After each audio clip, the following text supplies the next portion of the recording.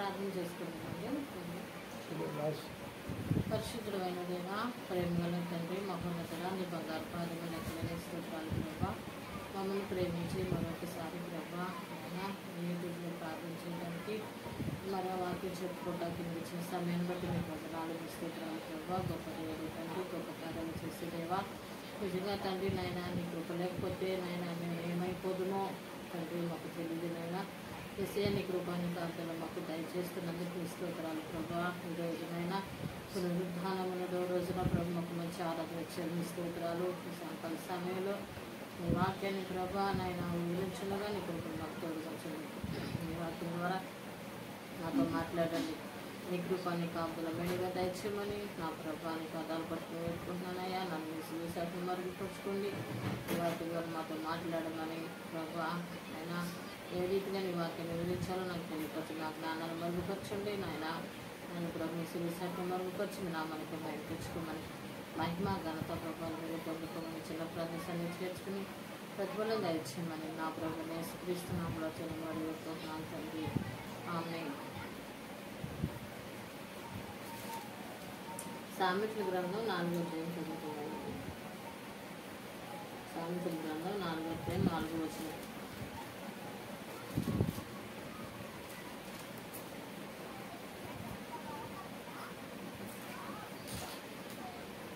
సామెతల గ్రంథం 4వ అధ్యాయం 4వ వచనం. ఆయన నాకు బోధించుచు నాతో ఇట్లా నేను నా హృదయము పట్టుదలతో నా మాటలను పట్టుకొనుము, నా ఆజ్ఞలను గైకొని ఎడల నీవు బ్రతుకుదువు. జ్ఞానము సంపాదించుకొనుము, బుద్ధి సంపాదించుకొనుము, నా నోటి మాటలను మరువకము, వాటి నుండి తొలగిపోకుము. జ్ఞానమును విడువక ఉండిన ఎడల అది నిన్ను కాపాడును, దాన్ని ప్రేమించిన ఎడల అది నిన్ను రక్షించును. జ్ఞానము సంపాదించుకొనుటయే జ్ఞానమునకు ముఖ్యాంశము. నీ సంపాదన అంతయు ఇచ్చి బుద్ధి సంపాదించుకొనుము.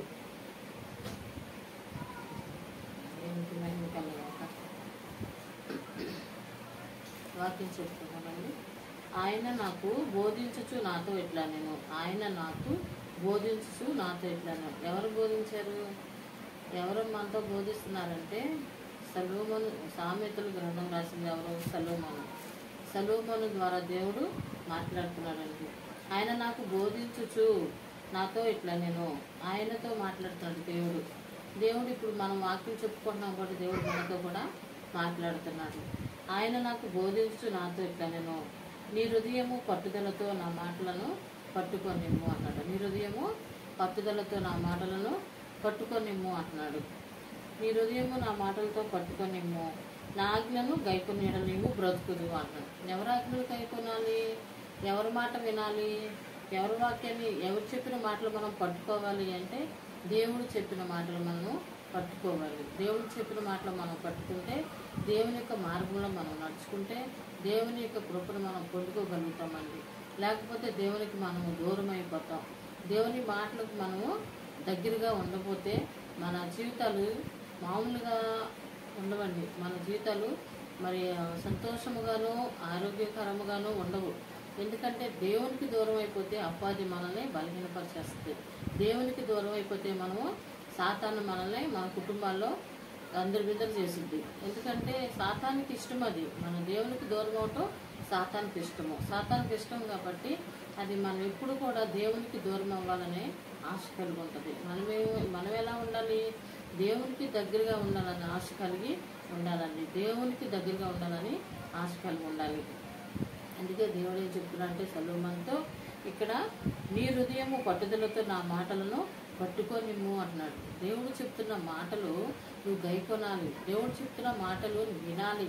దేవుడు చెప్తున్న మాటలు నువ్వు చెవుని పెట్టాలి, మనసును పెట్టాలి, హృదయానికి చేర్చుకోవాలి. అప్పుడే దేవుడు నీతో మాట్లాడతాడు. నువ్వు ఆ హృదయంలో నీ యొక్క దేవుని యొక్క వాక్యాన్ని, దేవుని యొక్క మాటలు పెట్టుకోగలుగుతావు. దేవుని మాటలు నువ్వు పెట్టుకోలేకపోతే, దేవుని యొక్క ఆలోచన కలిగి నువ్వు జీవించకపోతే, నేను చెప్పాను కదా సాతాను ఏ రీతిగా మనల్ని బలహీనపరుస్తుందో దానికి బాగా తెలుసండి. దానికి బాగా తెలుసు. మనకంటే ఎక్కువ జ్ఞానం కలిగింది సాతాను. కానీ ఆ సాతానికి మనం చోటు ఇవ్వకుండా ఉండాలంటే మనం ఏం చేయాలంటే దేవునికి దగ్గరగా ఉండాలి. దేవుని స్తుతించాలి, దేవుని కనపరచాలి, దేవుని మహింపరచాలి. దేవుని మార్గంలో మనం నడవాలి. దేవుని చెప్పిన మాటలు మనము వినాలి. మొదట వినాలి, విశ్వసించాలి. దేవుని మార్గంలో మనము నడుచుకోవాలి. దేవుని యొక్క మార్గంలో మనం నడుచుకోకపోతే మనం చాలా బలహీనమైపోతాం. చాలా ఆర్థికంగా చితికిపోతాము, ఆరోగ్యపరంగానూ చితికిపోతామండి. అందుకని దేవునికి మాటలకు లోబడి ఉండాలి. దేవునికి మాటలకు లోబడి ఉండాలి. దేవుని ప్రేమించాలి. దేవుని ప్రేమించే వారికి అనగా ఆయన సంకల్పము చొప్పున పిలువబడుతున్న వారికి అనేకమైన మేళ్లు జరుగుతున్నాయి అన్నాడు దేవుడు. ఏమన్నాడు? అనేకమైన మేళ్లు జరుగుతాయి. ఎందుకు జరుగుతాయి? దేవుని ఆజ్ఞను గైకుంటే, దేవుని మార్గంలో నడుచుకుంటే మేలు జరుగుతాయి. నువ్వు దేవుని మార్గంలో నడుచుకోకపోతే మేలు జరగదు. దేవుని మార్గంలో నడుచుకోవాలి. అందుకే చెప్తున్నాడు దేవుడు, ఆయన మాటలు పట్టుకోమన్నాడు. ఆయన మాటలు పట్టుకోవాలి. నా మాటలు, మీ మాటలు, నా మాటలు కాదు, దేవుని యొక్క మాటలు పట్టుకోవాలి. అదెవరో చెప్పారులే, ఇదెవరో చెప్పారో అవన్నీ మనం పోగేసుకుని, లోకస్తులు చెప్పినవి మనం పోగేసుకుంటాం. కానీ దేవుని మాటలు మన హృదయంలో పెట్టుకుందామని ఆలోచన కలిగి మనం ఉన్నామనుకో, ఆయన చెత్త, లోకంలో చెత్త మనం తీసేసి దేవునికి వాక్యాన్ని, దేవునికి మాటలు మన హృదయంలో దాచుకుంటే అది మనకు మేలండి. అందుకే దేవుడు ఏమంటున్నాడంటే, సొలొమోను ఏమంటున్నాడు? నా హృదయములు, నువ్వు నీ హృదయముతో నా మాటలను పట్టుకొనిమ్ము అన్నాడు. నీ హృదయంతో నా మాటలను పట్టుకొనిమ్ము అంటున్నాడు. ఆయన ఎవరి హృదయంతో మాట్లాడతాడు? నువ్వు వింటే నీ హృదయమే, నేనుంటే నా హృదయమే. ఎవరి హృదయం అంటే ఒక్కొక్కరితో వచ్చింది మన హృదయం కాదు, ఇంకొకరిది మన హృదయం కాదు, మన హృదయమే. మనం ఎవరైతే వాక్యం వింటున్నామో వారి యొక్క హృదయమే దేవునికి వాక్యాన్ని పట్టుకునే వారిగా ఉండాలండి. అందుకే దేవుడు చెప్తున్నాడు, జ్ఞానము సంపాదించుకొనుము, నీ ఆజ్ఞలను గైకొని ఎడల నువ్వు బ్రతుకుదు అంటున్నావు. ఆజ్ఞలు గైకొనాలి. దేవుని మాట దేవుడు చెప్తాడు. ఏం చెప్తున్నాడు? నా మాటలు వినండమ్మా, నా మాటలు వినండమ్మా, నా మార్గంలో నడవండమ్మా, నన్ను స్తుతించండి అమ్మా, నన్ను గణపరచండమ్మా, నాకు కావలసిన నన్ను స్తుతించండి, నన్ను గణపరచండి, నన్ను మహింపరచండి అమ్మా, నేను మీకు కావాల్సిన అవసరతలు నేను తీరుస్తానమ్మా అంటున్నాడు. అందుకే దేవుడు చెప్తున్నాడు మనకి, మీరు దేవుని యొక్క మార్గంలో నడుచుకుంటే దేవుడు మనకి మేలు చేసే దేవుడుగా ఉన్నాడు. అందుకే ఇక్కడ ఏమంటున్నాడంటే, నా ఆజ్ఞలు గైకొని ఎడలా, ఆయన ఆజ్ఞలు గైకొనాలి. ఆయన ఆజ్ఞలు గైకొనటం అంటే ఏంటి? ఆయన ఇచ్చిన పదాజ్ఞలు గైకొనాలి. ఆయన ఆజ్ఞ పదాజ్ఞలు గైకొన, నిన్ను వల్లే నీ పొరుగువాన్ని ప్రేమించాలి, నిన్ను వల్లే నీ పొరుగువాన్ని ప్రేమించాలి. మరి ఇతరుల మీద ద్వేషం పెట్టుకోకూడదు, ఇతరుల మీద కోపం పెట్టుకోకూడదు, ఇతరుల మీద అసూయ ద్వేషాలు కలిగి ఉండకూడదు. నీ ప్రేమ ఎప్పుడు కూడా, దేవుని ప్రేమ ఏ రీతిగా నీ మీద నిలిచి ఉంటుందో ఆ రీతిగా మనుషుల మీద నీ ప్రేమ నిలిచి ఉండాలి. ఒకరిని ప్రేమించేవారుగా, ఒకరిని దూషించేవారుగా మనం ఉండకూడదు. అందుకే దేవుడు ఏమంటున్నాడంటే, ప్రయాసపడి భారం మోస్తున్న సమస్త జనులారా నా యొద్దకు రండి అంటున్నాడు. ఎవరైనా ప్రయాసపడి భారం మోస్తే, ఎవరైనా ఇబ్బందుల్లో ఉంటే, ఎవరైనా సమస్యల్లో ఉంటే, ఎవరైనా దుఃఖంలో ఉంటే, ఎవరైనా భారము కలిగి ఈ లోకంలో జీవిస్తున్న వారు ఉంటే, దేవుడు ఏమంటున్నాడంటే, నా యొద్దకు రండి అమ్మా, నా యొద్దకు రండి, నా కాడిని మోయండి, నా కాడి సులువ, నా భారము తేలిక అంటున్నాడు ఆయన. నా కాడి సులువ, నా భారము తేలిక అంటున్నాడు. అందుకే దేవుని యొక్క మార్గంలో మనం నడుచుకుంటే మనకి మేలు అని చెప్తున్నాడు. దేవునికి మార్గం నడుచుకుంటే మనకి మేలు. నా ఆజ్ఞలు గైకొని నీవు బ్రతుకుదు అంటున్నాడు. నువ్వు బ్రతకాలంటే దేవుని ఆజ్ఞలు గైకొనాలి. నువ్వు జీవించాలంటే దేవుని ఆజ్ఞలు గైకొనాలి. దేవుని మార్గంలో నువ్వు నడవాలి. అందుకే దేవుని నువ్వు ప్రేమించాలి. దేవుని ప్రేమించకపోతే నిన్ను దేవుడు ఎలా ప్రేమిస్తాడు? నువ్వు దేవుని ప్రేమించకపోతే దేవుడు నిన్ను ఎలా ప్రేమిస్తాడు? దేవుడు చూడడా? దేవుడికి కన్నులు లేవా? దేవుడు మాట్లాడే దేవుడు కదా. ఆయన రూపంలోనే మనం చేసుకున్నాడు కదా. మనలాగానే ఆయన మనుషులాగానే ఈ లోకానికి వచ్చాడు కదా. దివి నుండి భూమికి దిగి వచ్చాడు కదా. మనం నశించిపోతున్నామని, మనం దేవునికి దూరం అయిపోతున్నామని ఆయన పరము నుండి, దివి నుండి భూమికి దిగి వచ్చాడు. అక్కడ నుండి ఇక్కడికి వచ్చింది ఎందుకు? మనం నశించిపోతున్నామని వచ్చాడు ఆయన. మనం నశించిపోతున్నామని వచ్చాడు. అందుకే మనం నశించిపోకూడదనే దేవుడు మన కొరకు ఆయన ప్రాణాన్ని త్యాగం చేశాడు. ఆయన ప్రాణాన్ని త్యాగం చేశాడు. ఆయన ప్రాణాన్ని మనకి పెట్టాడు, ప్రాణం పెట్టాడు. ప్రాణం పెట్టినప్పుడు మనం ఎలా ఉండాలి? నా ఆజ్ఞలను గైకొని ఎడల నీవు బ్రతుకుదు అన్నాడు. అందుకని మనం ఆయన ఆజ్ఞల్లో నడవాలి, ఆయన మార్గంలో మనము నడవాలి. ఇదిగో నీవు నడవలసిన త్రోవ నేను చూపించదును అంటున్నాడు. నీవు నడవలసిన త్రోవను నేను నీకు చూపించదని అంటాడు. ఏమన్నాడు? నీవు నడవలసిన త్రోవ నేను నీకు చూపించను. అందుకే దేవునికి మార్గంలో ఉంటే దేవుడే మనకు చూపిస్తాడు. దేవుడే మనకు సహాయం చేస్తాడు. ప్రభా, నేను ఏ మార్గంలో నడవాలో నాకు తెలియట్లేదయ్యా, నాకు మంచి మార్గంలో నడిపించయ్యా, నాకు సహాయం చేయ ప్రభా, నన్ను నీ యందు బలపరచు ప్రభా, నీ మార్గంలో నడుచుకునే భాగ్యం నాకు దయచే ప్రభా, నాయన ఇదిగో నీ కృపను పొందుకునే భాగ్యాన్ని దయచే ప్రభా, నేను మార్గంలో నడవాలో నాకు నేర్పించు ప్రభా అని దేవుడిని అడిగితే దేవుడు నేర్పించే దేవుడుగా ఉన్నాడు. నీకు తోడై ఉన్నాను అంటున్నాడు దేవుడు. నీకు తోడై, ఇజ్రాయేల్ ప్రజలకు తోడై ఉన్నప్పుడు నేను నీకు తోడుగా ఉన్నానా అంటున్నాడు. ఇజ్రాయేల్ ప్రజలకు దేవుడు తోడుగా ఉన్నాడు కదా, అబ్రహాంకి, ఇసాకి, యాకోబుకి దేవుడు తోడై ఉన్నాడు కదా, మరి మనకు తోడై ఉన్నాడా? మనకి తోడై ఉంటాడు. మన పక్షాన్ని కూడా యాచపడతాడు దేవుడు. మనం అడగటమే ఆలస్యం, అడుగుడి ఇవ్వబడును అంటున్నాడు దేవుడు. అడుగుడి ఇవ్వబడినాడు. మత్తయి సువార్తలో మరి దేవుడు ఏమంటున్నాడు? 7వ అధ్యాయం 7వ వచనంలో అడుగుడి ఇవ్వబడును, తట్టుడి తెరవబడినాడు. ఒకసారి మత్తయి సువార్త చూసుకుందామండి.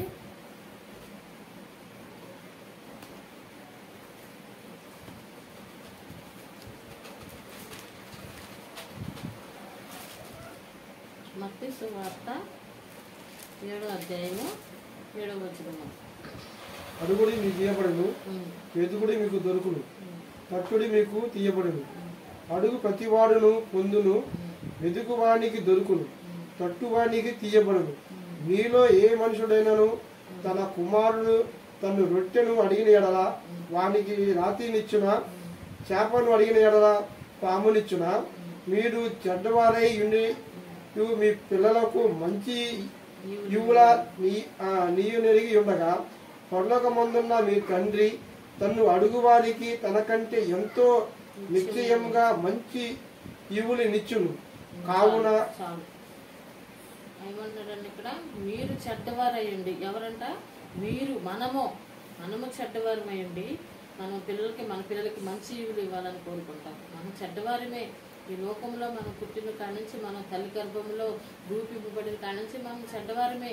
తల్లి గర్భంలో పుట్టిన కాడ నుంచి మనము చెడ్డవారమే, మంచివారం కాదు. మన ఆలోచనలు చెడ్డవే, మన తలంపులు చెడ్డవే, మన జీవితమే చెడ్డది. అయినా సరే మనం ఏం చేయాలి? మనం ఏం చేస్తాం? దేవుని విషయాన్ని పక్కన పెట్టేస్తే మనం దేవుని మన బిడ్డలకి మంచి ఇవ్వాలని కోరుకుంటాం, మంచి చేయాలని కోరుకుంటాం, మంచి జరగాలని కోరుకుంటాం. కానీ దేవుడు ఏమంటే, మీరు చెడ్డవారై ఉండి మీ పిల్లలకి మంచి ఇవ్వాలని మీరు కోరుకుంటున్నారే, నేను మంచివాడిని, మరి వాటికంటే నేను నిత్యముగా మంచి ఈవులను ఇవ్వనా అంటున్నాడు. నిత్యముగా మంచి ఈవులను ఇవ్వనా అంటున్నాడు. దేవుడు ఇచ్చే దేవుడు అండి. దేవుడు ఇచ్చే దేవుడు. దేవుడు సహాయం చేసే దేవుడు. అడగటమే ఆలస్యం. ఆయన నోటి మాటలు మరవకూడదు. దేవుని యొక్క మాటలు మనము మరిచే వరకు ఉండకూడదు. దేవుని మాటలు మనము మరిచే వరకు జ్ఞానం సంపాదించుకోవాలి. దేవుని యొక్క జ్ఞానాన్ని మనం సంపాదించుకోవాలి. దేవుని యొక్క మార్గంలో మనము నడవాలి. దేవుని మనం అడిగితే దేవుడు సమస్తం మనకిచ్చే దేవుడుగా ఉన్నాడు. జ్ఞానం ఎవరి దగ్గర దొరుకుతుందండి? జ్ఞానం ఎవరి దగ్గర దొరుకుతుంది? దేవుడి దగ్గరే జ్ఞానం దొరుకుతుంది. యోబు గ్రంథంలో అంటాడు, జ్ఞానము ఎవరి దగ్గర దొరుకుతుంది? ఒక్కసారి యోబు గ్రంథం చూద్దాం.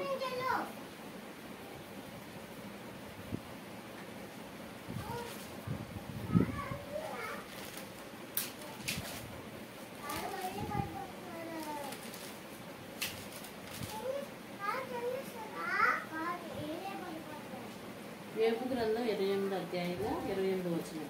మరియు యెహోవా యందు భయభక్తులే జ్ఞానమనియు దుష్టత్వము విడుచుటయే వివేకమనియు ఆయన నరులకు సెలవిచ్చాను. ఎవరన్నారండి?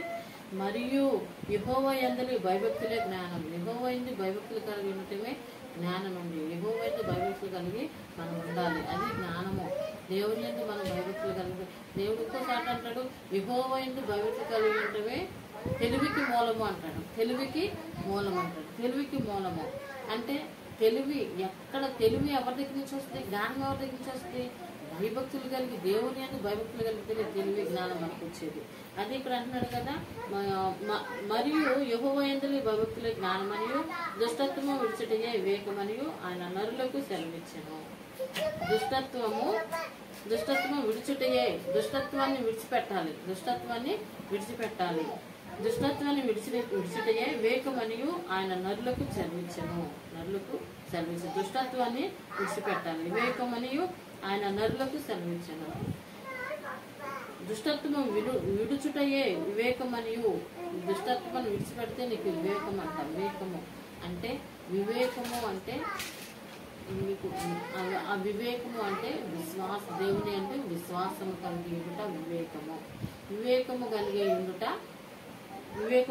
భక్తులే జ్ఞానమనియు. దుష్టత్వం విడిచిటే వివేకమనియు ఆయన నరులకు సెలవిచ్చెను.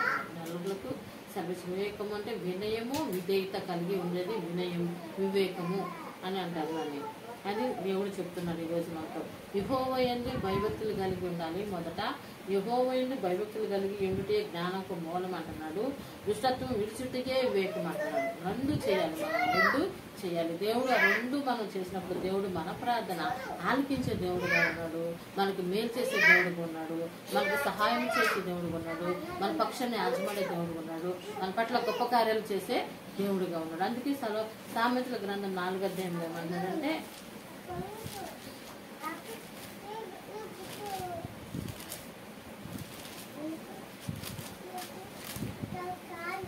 సామెతల గ్రంథం 4వ అధ్యాయంలో ఏమంటున్నాడంటే, జ్ఞానము సంపాదించుకోవడం బుద్ధి సంపాదించుకోవడము. జ్ఞానం ఎలా సంపాదించుకోవాలో చెప్పాను కదా, బుద్ధి ఎలా సంపాదించుకోవాలో చెప్పాను కదా. బుద్ధి అంటే వినయముగా ఉండేదే బుద్ధి అండి. వినయముగా ఉండేది బుద్ధి. బుద్ధిమంతులు అలా ఉండటం అంటే వినయము కలిగి బుద్ధిమంతులు కలిగి ఉండాలి. వినయము ఏదైతే కలిగి ఉండాలి అదే వినయము. బుద్ధి అంటే మంచి వివేకము అని అర్థం. మంచి వివేకము అని అర్థం. బుద్ధి అంటే మంచిది. సంపాదించుకునము. నా నోటి మాటలను మరొకము అంటాడు. ఆయన నోటి మాటలు మనం మర్చిపోయేవారుగా అసలే ఉండకూడదు. ఆయన ఏం చెప్తున్నాడో అది మనం చేసేవారుగా ఉండాలి, కానీ మనం దాన్ని విడిచిపెట్టేవారుగా మనము ఉండకూడదు. అయితే దేవుని యొక్క మార్గంలో మనం నడుచుకున్నప్పుడు దేవుని యొక్క వెలుగులో మనం జీవించాలి. దేవుని యొక్క మార్గంలో మనం నడుచుకోవాలి. దేవుని కృపను మనం పొందుకోవాలని ఆశ కలిగి దేవుని చెప్పిన మాటలు మనం హృదయంలో పెట్టుకోవాలి. అదే అన్నాడు, నా ఆజ్ఞలు గైకొనేవారు బ్రతుకుదువు అంటున్నాడు. అవన్నీ దేవుడు చెప్పిన మాటలు మనం హృదయంలో పెట్టుకుంటే మనం బ్రతుకుతామంటున్నాడు. వినయము విధేయత కలిగి జీవించమంటున్నాడు. విశ్వాసంతో నడుచుకోమంటున్నాడు. దేవునికి భయభక్తులు కలిగి జీవించమంటున్నాడు. దేవునికి భయభక్తులు కలిగి జీవించాలి. భయము భక్తి కలిగి ఉండాలి. ఎప్పుడైతే మనం భయము భక్తి కలిగి ఉంటామో దేవుని యందు భయభక్తులు కలిగి ఉండాలి. మనుషుల యందు భయభక్తులు కాదండి. ఇంతలో కనబడి అంతలో మాయమైపోయి ఆవిరి వంటి వాటిని చూసి కాదు భయభక్తులు మనం భయపడేది. దేవునికి భయపడాలి. దేవునికి భయపడే వాళ్ళు మనము ఉండాలి. దేవునికి భయభక్తులు కలిగి మనం జీవిస్తే మనము బ్రతుకుతామంట. అదే అంటున్నాడు ఇక్కడ. ఏమంటున్నాడంటే, నా నోటి మాటలు మరొకము అన్నాడు. వాటి నుండి తొలగిపోవద్దు. వాటి నుండి నువ్వు తొలగిపోవద్దు అంటున్నాడు. వేటి నుండి? దేవుని యొక్క మాటల నుండి తొలగిపోవద్దు అంటున్నాడు. దేవుని యొక్క మాటల నుండి తొలగిపోవద్దు. నువ్వు తొలగిపోయేవారిగా ఉండొద్దు. నువ్వు జారిపోయేవారిగా ఉండొద్దు. నువ్వు భక్తిహీనుడిగా ఉండొద్దు. భక్తి పరులుగా ఉండాలి, కానీ భక్తిహీనుడిగా ఉండకూడదు అని చెప్తున్నాడు. అలాగే ఇక్కడ ఏమంటున్నాడంటే 6వ వచనంలో, జ్ఞానమును విడవక నిండున అది నిన్ను కాపాడును అన్నాడు. జ్ఞానమును విడిచిపెట్టొద్దు. జ్ఞానాన్ని విడిచిపెట్టి నువ్వు లోకానుసారంగా నడవద్దు. లోకాశులకి వెళ్ళొద్దు. భోగేచ్చులకి నువ్వు వెళ్ళొద్దు. దేవుడు ఏమంటుంటే జ్ఞానాన్ని నువ్వు విడిచిపెట్టొద్దు అంటున్నాడు. జ్ఞానము విడవక ఉండిన ఎడల అది నిన్ను కాపాడును అన్నాడు. అది నిన్ను కాపాడుద్ది. జ్ఞానాన్ని విడిచిపెడితే నిన్ను కాపాడదు. అది కాపాడు. కుటుంబాన్ని కాపాడదు. నీ బిడ్డలను కాపాడదు. నీ బంధువులు రక్త సంబంధాలు కాపాడదు. అందుకే జ్ఞానము విడవక ఉండిన ఎడల నిన్ను కాపాడును అన్నాడు. విడవక ఉండాలి. దేవుని యొక్క జ్ఞానాన్ని విడవక ఉండాలి. దేవునికి జ్ఞాన మార్గంలో మనము నడుచుకోవాలి. అదే ఇక్కడ అంటున్నాడు, దానిని ప్రేమించు నీ ఎడల అది నిన్ను రక్షించును. దేన్ని ప్రేమించాలండి? జ్ఞానాన్ని ప్రేమించాలి. దేవుణ్ణి ప్రేమించాలి. దేవుని మాటలను ప్రేమించాలి. అదే జ్ఞానము. దేవుని మాటలను దేవునికి మాటలకు నువ్వు చెవియకేవనుకో అదే నీకు ధన్యత కలగజేసేది. దేవుడు ఏమంటున్నాడంటే సామెతల గ్రంథం 3వ అధ్యాయంలో, దయను సత్యమును ఎన్నడను నిన్ను విడిచిపోనివ్వకు అంటున్నాడు. దయను సత్యమును ఎన్నడూ నిన్ను విడిచిపోనివ్వకు. దయ, నువ్వు ఎవరికన్నా సహాయం చేయాలంటే చెయ్యి, ఎవరికన్నా మేలు చేయాలంటే చెయ్యి. నువ్వు ఎప్పుడు కూడా అది మర్చిపోవద్దు అంటున్నాడు. ఇక్కడ అదే అంటున్నాడు, దయను సత్యమును ఎన్నడూ నువ్వు విడిచిపోవద్దు. దయను విడిచిపెట్టేసావనుకో, సత్యమును విడిచిపెట్టేసావనుకో నీకు మేలు జరగదని జరగదని చెప్తున్నాడు దేవుడు, నీకు మేలు జరగదని చెప్తున్నాడు. నువ్వెప్పుడు కూడా దయ సత్యము కలిగి ఉండమంటున్నాడు. దయను సత్యము ఎన్నడూ నేను విడిచిపోనియకము, వాటిని కంఠాభూషణంగా ధరించుకోమంటున్నాడు. వాటిని కంఠాభూషణంగా ధరించు. అందుకే దేవుడు ఏమంటే వాక్యం అనే విత్తనాలని, ఈ యొక్క వాక్యం అనే విత్తనాలని మనల్ని ఎక్కడ రాసుకోమంటున్నాడు? మన చేతుల మీద, మన నుదుటి మీద, మరి నొసటి మీద, మన చేతుల మీద, బాస్కెముల మీద రాసుకోమంటున్నాడు దేవుడు. అందుకే దేవుడు ఎప్పుడు కూడా మనం మర్చిపోతామేమో అని చెప్పేసి ఎలా చూసుకున్నప్పుడు ఏం కనపడుతుంది? మనకి వాక్యాలు కనపడతాయి. దేవునికి వాక్యాలు కనపడతాయి. దేవుని భయం కలిగి ఉంటాం. అప్పుడు దేవునికి లోబడేవారుగా మనం ఉంటాం అన్నమాట. అందుకే దేవుడు ఏమంటే దయను సత్యము ఎన్నడూ నిన్ను విడిచిపోనీయకము, వాటిని కంఠాభూషణంగా ధరించుకున్నాము. నీ హృదయమను పలక మీద వాటిని రాసుకోమంటున్నాడు. అదే నీ హృదయమనే పలక మీద రాసుకోమంటున్నాడు ఆయన. నీ హృదయమనే పలక మీద ఏం రాసుకోవాలి? దేవుని యొక్క మాటలు రాసుకోమంటున్నాడు. నీ జ్ఞానాన్ని ఒకవేళ నువ్వు మతిమరుపు కలిగి జీవిస్తావేమో, ఒకవేళ దేవునికి దూరమయ్యి జీవిస్తావేమో. అందుకే ఎప్పుడు కూడా దాన్ని నీ హృదయంలో రాసుకుంటే అవి నీ హృదయంలో వాక్యాలు తన్నుకుంటూ బయటకు వస్తూ ఉంటాయి అన్నమాట. కలుసుకుంటూ ఉంటావు, వాక్యాలు కలుసుకుంటూ ఉంటూ దేవుని మార్గంలో నువ్వు నడుచుకుంటావు అనమాట. అప్పుడు దేవుని నువ్వు మర్చిపోయే స్థితి ఉండదు. అదే జ్ఞానము. వాక్యాన్ని ఎప్పుడైతే నీ హృదయంలో దాచుకుంటావో, ఎప్పుడైతే నీ హృదయంలో దాచుకుని ఆ వాక్యాన్ని ధ్యానించుకుంటావో, నవలు వేసుకుంటావో హృదయం ద్వారా, అదే జ్ఞానము. అదే దేవునికి దగ్గరగా ఉండటం, అదే దేవుని ఆజ్ఞలు, దేవుని ఆజ్ఞ అనుసరించడమే అదే మేలు. అదే ఇక్కడ అంటున్నాడు కదా, ఆయన నాకు బోధించు నాతో ఎట్లా నేను నీ హృదయమును పట్టుదలతో నా మాటలు పట్టుకునేమో, నా ఆజ్ఞలను గైకొనేలా నువ్వు బ్రతుకుదువు అంటాడు. అందుకే ఆయన ఆజ్ఞలు గైకొనాలి. ఆయన మార్గంలో నువ్వు నడుచుకోవాలి. దేవుని మార్గంలో నువ్వు నడుచుకోవాలి. అందుకే దేవుడు అంటాడు, నా ఆజ్ఞలు గైకొన నువ్వు బ్రతకాలంటే దేవుని మార్గంలో నడవాలండి. మనం బ్రతకాలంటే మన జీవము ఈ లోకంలో మనం జీవించాలంటే దేవుని మార్గంలో మనం నడవాలి. అదే చెప్తున్నాడు ఇక సామెతల గ్రంథంలో సొలొమోను రాసిన సామెతలు. సొలొమోనుతో దేవుడు మాట్లాడండి. ఈరోజు దేవుడు మనతో మాట్లాడుతున్నాడు. అందుకే జ్ఞానము సంపాదించుకుంటున్నాడు, తెలివిని సంపాదించుకుని, బుద్ధిని సంపాదించుకుని, వినయము కలిగి ఉండమంటున్నాడు, విధేయత కలిగి ఉండమంటున్నాడు, జీవము కలిగి ఉండమంటున్నాడు. అందుకే దేవుడు ఏమంటున్నాడు అంటే ఎవరి దగ్గర నుంచి వస్తే జ్ఞానము దేవుని దగ్గర నుండి వచ్చిందని యోబు గ్రంథంలో చెప్పాను కదా. దేవుడు మరి ఆ జ్ఞానం ఎవరి దగ్గర ఉంది? దేవుని దగ్గర ఉంది అంటున్నాడు. దేవుని దగ్గర ఉంది జ్ఞానం. భక్తుల దగ్గర లేదండి జ్ఞానం, చదువుకున్న వారి దగ్గర లేదండి జ్ఞానం. అది మూర్ఖ జ్ఞానం, లోక జ్ఞానం. అది చదువు వరకే అది పనిచేస్తుంది కానీ లోక జ్ఞానం ఈ లోకం వరకే పనిచేస్తుంది కానీ దేవుని జ్ఞానం పరలోకానికి ఈ భూమికి కూడా మనకు పనిచేస్తుందండి. అందుకని దేవుని యొక్క జ్ఞానం కలిగి మనము ఉండాలి. అందుకే ఇక్కడ ఏమంటే దాన్ని ప్రేమించిన అది నిన్ను రక్షించును అన్నాను. రక్షిస్తుంది అది. ఆ జ్ఞానం నిన్ను రక్షిస్తుంది. దేవుని మార్గంలో నువ్వు నడిచేటప్పుడు ఆ జ్ఞానం నిన్ను రక్షిస్తుంది. నీ మార్గంలో ఆయన మార్గంలో నడుచుకున్నప్పుడు నిన్ను రక్షిస్తుంది. నిన్ను కాపాడుతాడు దేవుడు, నీకు సహాయం చేస్తాడు దేవుడు, నీకు మేలు చేస్తాడు దేవుడు. విడిచిపెట్టే దేవుడు మాత్రం కాదండి. విడిచిపెట్టే దేవుడు నా బిడ్డలు నా వైపు తిరిగి నా ఆజ్ఞలు కైకొంటుకుని నా మార్గం నడుచుకుని నా యొక్క చిత్తానుసారంగా నడుచుకుంటే మేలు అంటాడు దేవుడు. నా యొక్క చిత్తానుసారం. అందుకే కీర్తన గ్రంథాలు ఏమంటే 34వ కీర్తనలో 34వ కీర్తన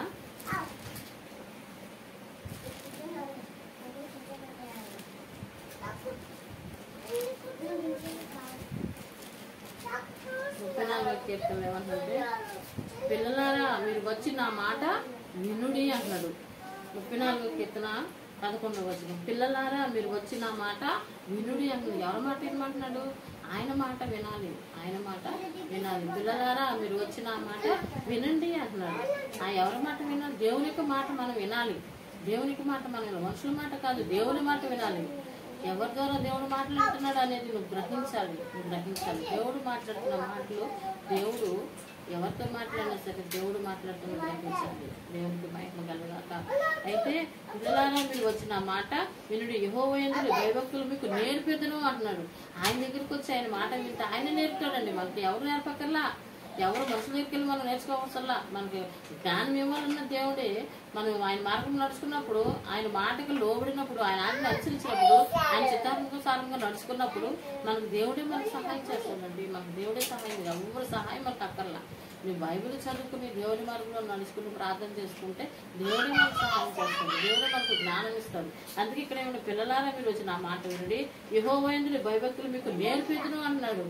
నేర్పుతాడండి ఆయన, మనకు నేర్పిదును అన్నాడు. ఆయన మాటలు మనకి నేర్పుతాడు. ఎలా నడుచుకోవాలో ఏ లోకంలో మనకు నేర్పుతాడు, ఎలా జీవించాలో మనకు నేర్పుతాడు. నేర్పే దేవుడైనా ఆయన మంచి జ్ఞానం కలిగిన దేవుడు. అందుకే అంటున్నాడు ఆయన అనంత జ్ఞాని అంట. ఆయన అనంత జ్ఞాని.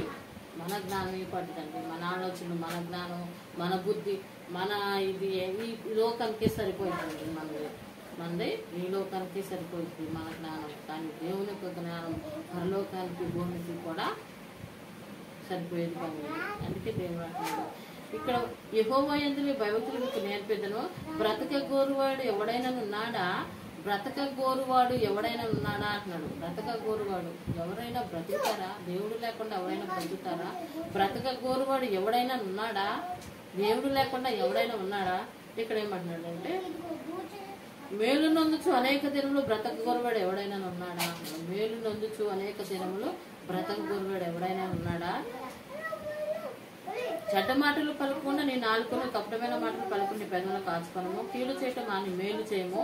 సమాధానం వెతికి దాన్ని వెంటాడమంటున్నాడు. సమాధానం వెతికి దాన్ని వెంటాడు. ఎక్కడుంది నీకు సమాధానం? ఈ లోకంలో డబ్బిచ్చు దానికి సమాధానం, ఈ లోకంలో నీకు బట్టలు ఇస్తే సమాధానం, ఈ లోకంలో నీకు ఇంకా ఇంటి బంగారాలు నీకు సమాధానం ఇస్తాయా?